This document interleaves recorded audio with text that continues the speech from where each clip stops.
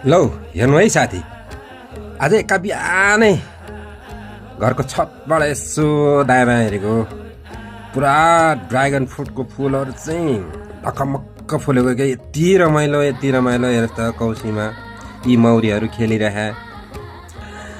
यो साउन भदौ होइन चाहिँ जस काठमाडौँ उपत्यकाभित्र चाहिँ ढकमक्क के बढी से बढी फुल फुल्ने समय भनेकै यही हो। यति रमाइलो फुल फुलेको देख्दै होइन।